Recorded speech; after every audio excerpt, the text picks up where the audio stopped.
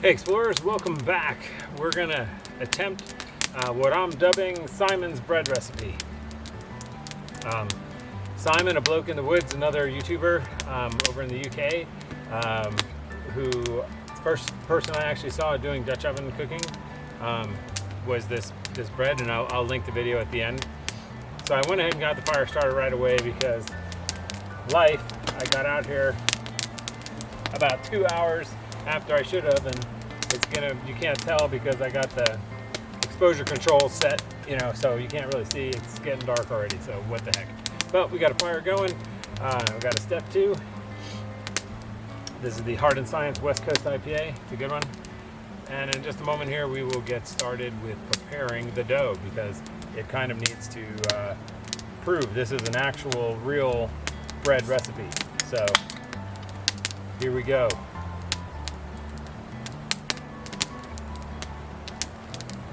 Yummy.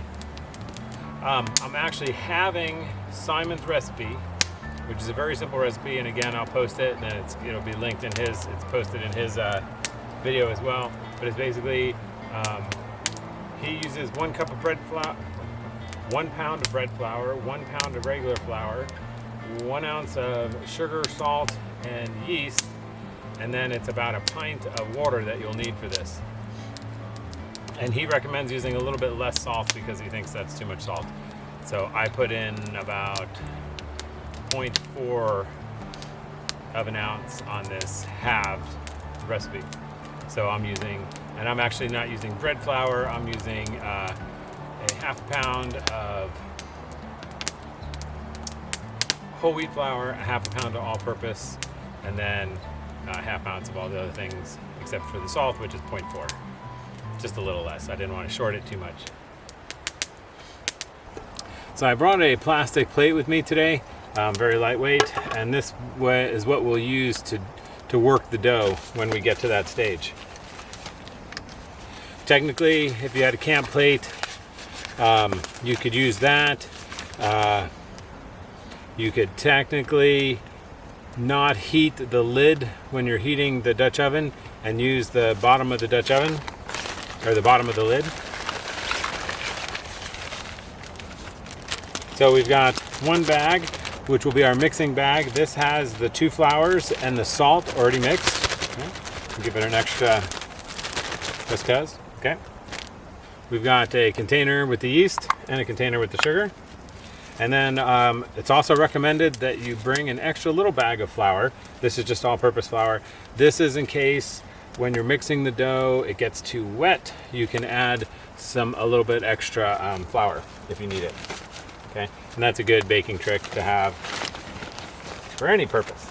So in his recipe, he recommends that you reserve a little bit of the water, and then you mix the sugar and yeast into that, and add that into the dough. And I'm not sure, but in the video he just does it all in the water. So I think the reason that the recipe suggests that is so then if you are adding too much water to the flour and it's becoming too wet, you cannot add all the water. I'm gonna go with, we're gonna do everything at once because of lack of containers. So a pint is 6 ounces, and we're looking at 16. We're looking at half. So we're gonna go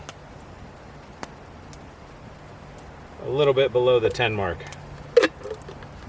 We don't need to boil the water. We don't want it hot. We just kind of want it lukewarm, just a little warm, so that it will activate the yeast and it can feed on the sugar. And then also out of our cook kit, we are going to use some oil on the pan. The water is warm enough. We're going to let it cool just slightly. The water seems about right, but I just want the pot here to cool off just a little bit so that we don't have that aggressive heat. So again, this feels like the sugar. We've got a half ounce of sugar, and a half ounce of the dry yeast. Okay, well, we're gonna just mix it around right now. Okay.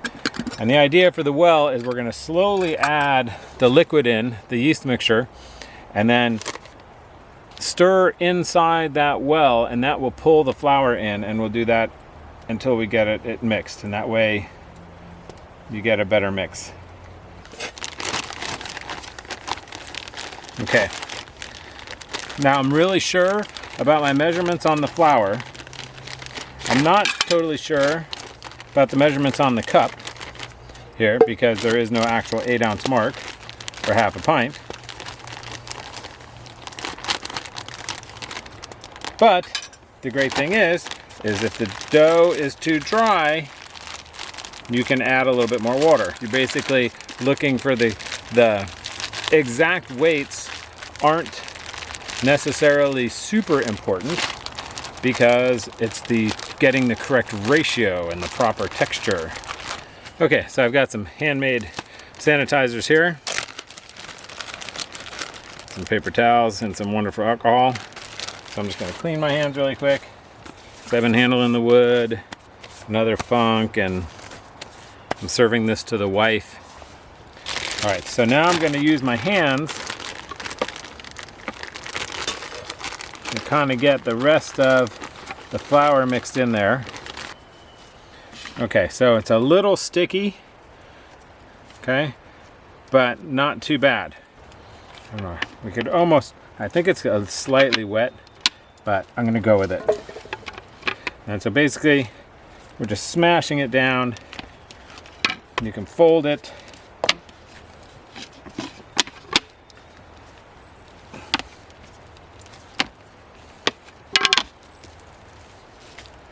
Use your heel of your hand, Simon says. No joke. So we've got it in a nice little ball, which is not the final loaf. This is the proving stage. So we're going to score the bread, he said, to allow for, this is not the final scoring that you'll see at the end, but this will allow air to get in there. We're just going to put the lid on. I'm going to bring it up closer to the fire.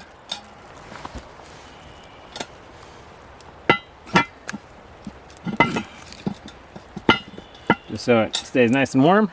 Let's take a look. Oh, look at that. That has definitely doubled in size. Okay, sweet.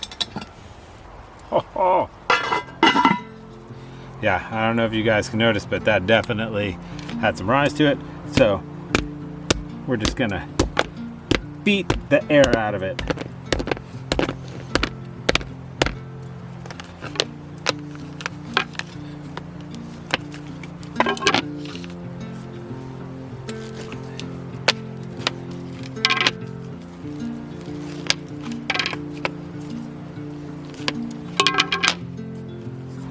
Now we're gonna try and get a nice round bit, because this will be the final loaf, what it looks like. So we'll do some light scores.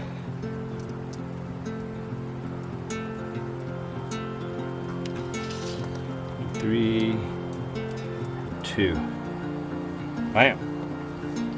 Okay, because what we're going to do is we're going to let it prove, and then when it's done, we're just going to go ahead and put the Dutch oven right onto the fire. Kind of nice, be gentle now. All right, now we wait.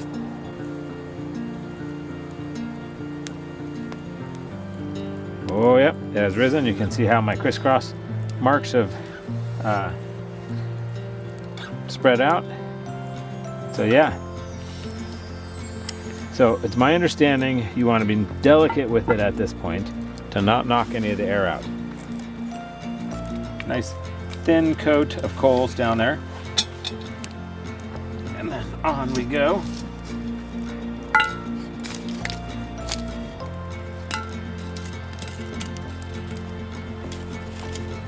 That looks good. This is only supposed to take anywhere from 10 to 20 minutes. So I'm going to set an alarm for every 5 minutes. Maybe like every 4 minutes. and I will do some rotation.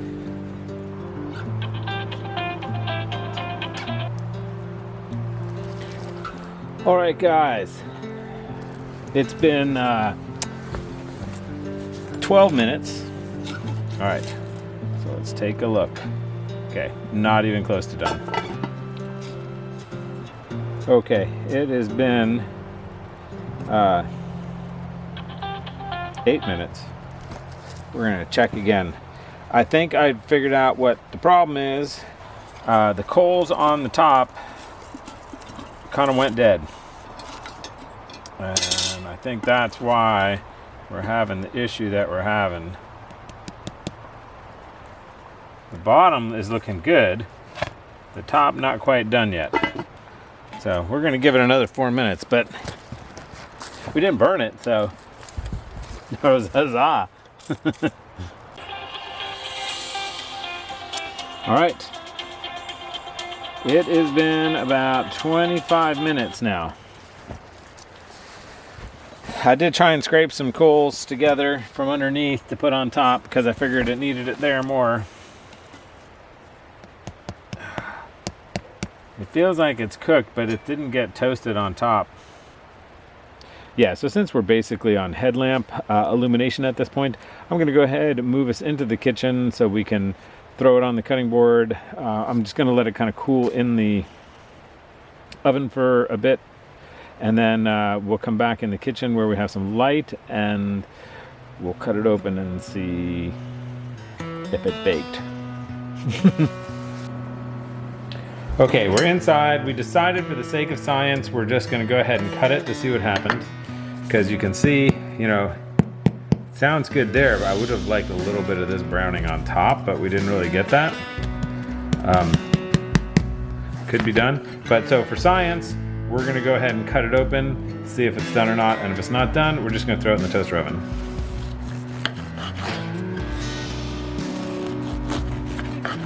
It's very dense.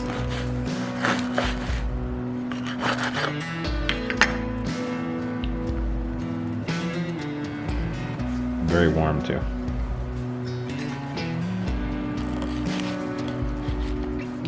What do you think? I believe it's denser than it should be. But it's slightly underbaked is what I'm going with. So we're gonna slice it up and make toast. Has decent flavor. Tastes like bread. Slightly underbaked though. All right, this Chinese Stick Explorers Cup saying peace out. Stay safe, enjoy the outdoors, and we'll continue to explore baking next time. We're definitely going to give this another try. So yeah, don't forget to like, subscribe, and share with your friends if you think they like it. Yeah, that's a little underbaked. It's like when you bring it home from the store and they say, oh, finish it off in your oven.